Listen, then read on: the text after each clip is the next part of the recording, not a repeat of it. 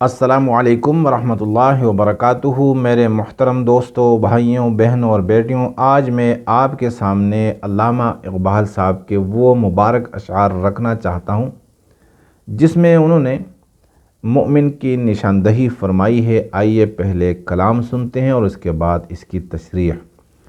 علامہ صاحب نے لکھا ہے کہ نہ مومن ہے نہ مومن کی امیری، نہ مومن ہے نہ مومن کی امیری، رہا صوفی گئی روشن ضمیری، خدا سے پھر وہی قلب و نظر مانگ، خدا سے پھر وہی قلب و نظر مانگ، نہیں ممکن امیری بے فقیری۔ میرے محترم دوستوں، بھائیوں، علامہ اقبال صاحب ہمیں غلط فہمی سے نکالنا چاہتے ہیں، اور ہم جو دعویٰ کرتے ہیں کہ ہم مومن ہیں، تو علامہ اقبال صاحب اس بات کی اور اس دعوے کی تردید فرما رہے ہیں اور ہمیں خبردار کر رہے ہیں، ہمیں خواب غفلت سے بیدار کرنا چاہتے ہیں کہ خبردار، مومن ایسے نہیں ہوتے۔ اور پھر ہم کہتے ہیں کہ یعنی جو اقبال صاحب نے کہا کہ نہ مومن ہے نہ مومن کی امیری۔ دنیا میں تقریباً 52 یا 55 ممالک ہیں جنہیں کہا جاتا ہے کہ اسلامی ممالک ہیں، اور وہاں پر حکومت اور اقتدار مسلمانوں کے ہاتھ میں ہے۔ تو علامہ اقبال صاحب ہماری ذہن سازی فرما رہے ہیں اور یہ ہمیں بتا رہے ہیں کہ دیکھیں، اس دنیا کے اندر مومن بھی نہیں ہے اور نہ مومنوں کی بادشاہت ہے۔ اس دنیا میں امیری یعنی بادشاہت کو کہا جاتا ہے، سرداری کو کہا جاتا ہے۔ مومن کیوں نہیں ہے اس دنیا کے اندر؟ کیونکہ مومن کا جو مقام ہے وہ عزت والا مقام ہے۔ آج ہم جو دعویٰ کرتے ہیں کہ ہم مومن ہیں، تو کیا ہم معزز ہیں؟ کیا ہماری عزت ہو رہی ہے دنیا میں؟ ہمیں لوگ کس نگاہ سے دیکھ رہے ہیں؟ ہمیں کیا ہمارے پیغمبر حضرت محمد صلی اللہ علیہ وسلم، یعنی میں نے یہ کہا ہمارے پیغمبر نہیں، ہمارے نہیں ہیں، یعنی ساری دنیا کے پیغمبر ہیں، سارے انسانوں کے پیغمبر ہیں۔ یار، آپ صلی اللہ علیہ وسلم کو جو اللہ نے اتنی عزت بخشی، ہماری وجہ سے آج آپ صلی اللہ علیہ وسلم کی عزت پر کتنے داغ پڑ رہے ہیں۔ تو ہم کون ہیں کہ ہم کہیں کہ ہم مومن ہیں؟ مومن تو وہ ہوتے ہیں جن کے عمل کی وجہ سے لوگ جوق در جوق اسلام میں داخل ہوتے ہیں۔ اذا جاء نصر اللہ والفتح، مومن کی شان کیا ہے؟ اللہ سبحانہ و تعالیٰ کی نصرت آتی ہے اور فتح آتی ہے۔ مومن یہ مفتوح نہیں ہوتا، مومن مغلوب نہیں ہوتا، مومن غالب رہے گا، فاتح رہتا ہے۔ اذا جاء نصر اللہ، جب اللہ کی مدد آتی ہے تو اللہ کی مدد صرف مومنوں کے ساتھ ہوتی ہے۔ والفتح ورأیت الناس يدخلون فی دین اللہ افواجا، اب دیکھیں گے کہ آپ ہی کی یعنی جو آپ کی اچھائیاں ہیں، تو ان اچھائیوں کی برکت سے جب لوگ دیکھیں گے کہ اوہ یار اتنے لوگ، اتنے اچھے لوگ ہیں، تو لوگ اسلام میں جوق در جوق، لشکر بلشکر یعنی داخل ہوں گے۔ اب اسلام کا جو دروازہ ہے نا، اس کو تالے لگے ہوئے ہیں، ہم نے تالے لگائے اپنے عمل سے۔ اس لیے علامہ صاحب نے ہمیں کہا نہ مومن ہے نہ مومن کی امیری، مومن بھی نہیں ہے اور مومنوں کی بادشاہت بھی نہیں ہے۔ جو ہم کہہ رہے ہیں کہ یہ مسلمانوں کی حکومت ہے، یہ مسلمانوں کی حکومت ہے، نہیں میرے بھائیوں، یہ مومنوں کی حکومت نہیں ہے، یہ کسی اور کی ہے۔ میں زیادہ تفصیل میں نہیں جانا چاہتا، لیکن یہ ان کی حکومتیں نہیں ہیں۔ رہا صوفی گئی روشن ضمیری، اب دیکھیے نا، صوفی تصوف یعنی جو اپنے آپ کو گناہوں سے بچا رہا ہو، اس کو صوفی کہا جاتا ہے۔ اور عام تصور یہ ہے کہ صوفی اس لیے گناہوں سے خود کو بچا رہا ہے کہ یہ جہنم کی آگ سے ڈرتا ہے۔ جب یہ ڈرتا ہے اللہ یعنی جہنم کی آگ سے، تو پھر یہ ڈر کی وجہ سے گناہ کے قریب نہیں جاتا۔ بہت اچھی بات ہے۔ رہا صوفی، گئی روشن ضمیری۔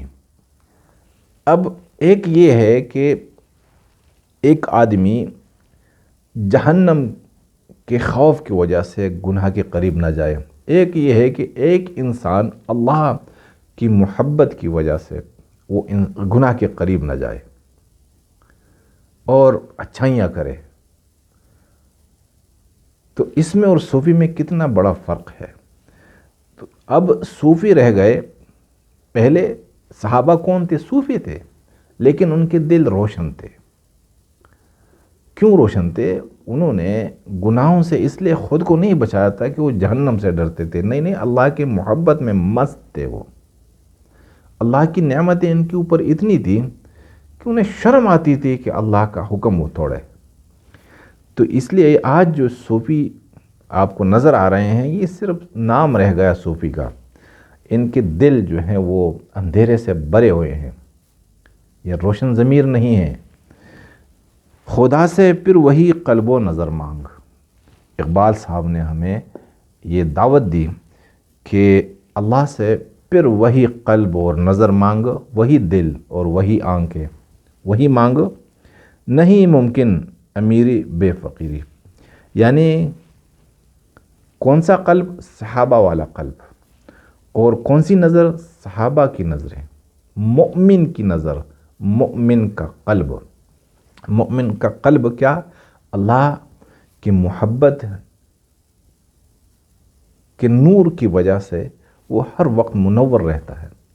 ایسا دل، ایسا قلب جس میں ظلمت کے لیے جگہ نہ، بالکل جگہ باقی نہ رہے، جس میں روشنی ہی روشنی ہو، جس میں آمد ہوتی ہے تو روشنی کی، اور جس سے کوچ کرنا ہے تو ظلمت نے، وہ قلب مانگ۔ آج مسلمان یعنی کوئی بھی لے لے، ہمارے مذہبی پیشوا ہوں، کوئی بھی ہو نا، یہ ان کے دل، ان میں اندھیرا ہی، حسد ہے، نفرت ہے انسانوں کے لیے۔ خدا سے پھر وہی قلب و نظر مانگ۔ اور ان کی نظر کیا تھی؟ ان کی نظریں یہ دیوار تک نہیں تھی، ان کی نظریں ماشاءاللہ عرش معلیٰ پر ان کی نگاہیں ہوا کرتی تھی۔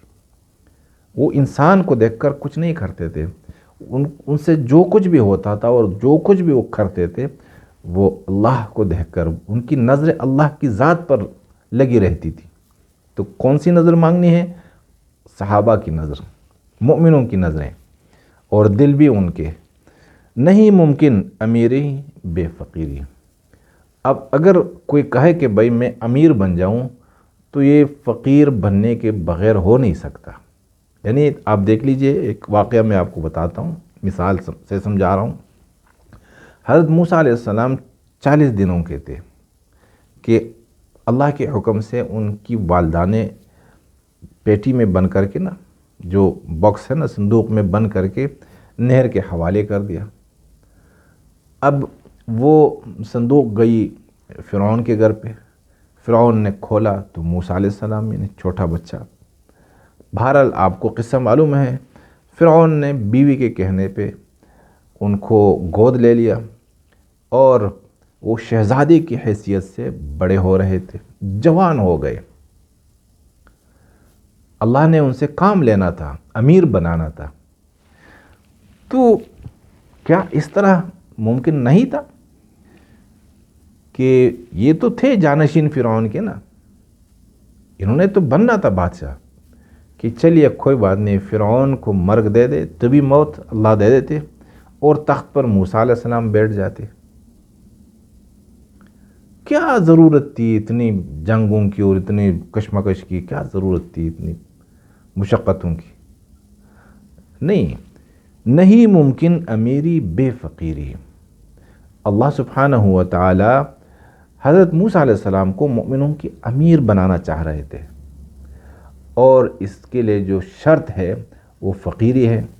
تو اس وجہ سے ان سے ایک ایسا کام ہوا جس کی وجہ سے وہاں سے وہ بھاگ گئے، مفرور ہو گئے، فرار ہو گئے، اور مصر سے گئے مدین، سعودی کا علاقہ ہے، اور وہاں پر 10 سال فقیروں کی زندگی گزاری. یعنی جن کی بیٹی سے نکاح ہوا تھا، مہر میں دینے کے لیے کچھ نہیں تھا. تو معاملہ کیا طے پایا کہ چلیے حق مہر کے بدلے میں آپ نے 8 سال میری بکریاں چرانی ہیں، اور 2 سال اگر آپ نے اوپر چرانی ہے آپ کی مرضی، لیکن 8 سال ہی ہے. دینے کو کچھ نہیں تھا، حالانکہ یہ شہزادے تھے. اور جب مصر سے بھاگنے لگے اور باہر چلے گئے تو وہاں ایک چرواہا تھا. اس چرواہے کو موسیٰ علیہ السلام نے اپنے جو شہزادوں کے اپنا لباس ہوا کرتا تھا، اپنا لباس اس کو پہنایا اور اس کا لباس خود پہن لیا. اب یہاں سے فقیری شروع ہو گئی. 10 سال فقیر رہے، پھر آئے تو مزید پتہ نہیں کتنے سال گزرے، 40 سال تقریباً یہ گزرے، اور وہ بھی فقیری میں گزرے. بعد میں جا کر اللہ نے ان کو امیر بنا دیا. تو میرے بھائیوں، اگر ہم جیسے ہمارے حضور صلی اللہ علیہ وسلم ہیں، بادشاہ تھے، بہت بڑے خاندان کے تھے، اور عرب خود انہیں بادشاہ بنانا چاہ رہے تھے، لیکن نہیں، جب قریش آئے نا، سردار آئے کہ بھئی آپ کو خوبصورت لڑکی چاہیے ہم دے دیتے ہیں، دولت چاہیے ہم دے دیتے ہیں، بادشاہ بننا چاہتے ہیں ہم بنا دیتے ہیں اپنا بادشاہ آپ کو، لیکن یہ نہیں کرنا. اب آپ صلی اللہ علیہ وسلم نے فرمایا کہ چچا یہ تو جو باتیں انہوں نے کی یہ چیزیں مجھے دے سکتے ہیں، میں تو اگر ایک ہاتھ میں مجھے سورج پکڑا دے اور دوسرے ہاتھ میں چاند، پھر بھی یعنی ناممکنات یہ کو ممکن بنا دے، پھر بھی اس کام سے نہیں رکوں گا. کیوں پھر وہاں سے نکالے گئے، چلے گئے، مدینہ گئے؟ کیونکہ نہیں ممکن امیری بے فقیری. اگر آپ نے بادشاہ بننا ہے، امیر بننا ہے، تو فقیر بن کے رہنا پڑے گا، کیونکہ وہ بادشاہ دلوں پر راج کرتا ہے جو فقیر طبیعت ہو. پیغمبروں کی طبیعتیں بھی فقیر کی ہوتی ہیں اور ان کے اعمال بھی فقیروں والے ہوتے ہیں، اس لیے تو غریب لوگ ان سے محبت کرتے ہیں. تو میرے بھائیوں، ہم تو پیغمبر ہیں نہیں، لیکن اگر ہم چاہیں کہ ہم دنیا پہ راج کریں اور ہم بھی امیر بن جائیں، یعنی بادشاہ بن جائیں، تو اس کے لیے ضروری ہے کہ ہماری طبیعت میں، ہمارے مزاج میں کیا ہو، عاجزی ہو، فقر ہو. یہ میں اور یہ بادشاہوں والی عادتیں، بادشاہوں والی خصلتیں، یہ زہر قاتل ہیں ہماری زندگی کے لیے. تو یہ اقبال صاحب نے ہمیں جو درس دیا، یہ ایک تعلیم ہے، اور اگر ہم اس پہ عمل کریں گے ہماری دنیا بھی بن جائے گی اور آخرت بھی بن جائے گی. میرے بھائیوں، اگر آپ کو میری یہ باتیں پسند آئی ہوں تو اللہ کی رضا کے لیے دوسروں تک بھی پہنچا دیجیے گا. جزاکم اللہ.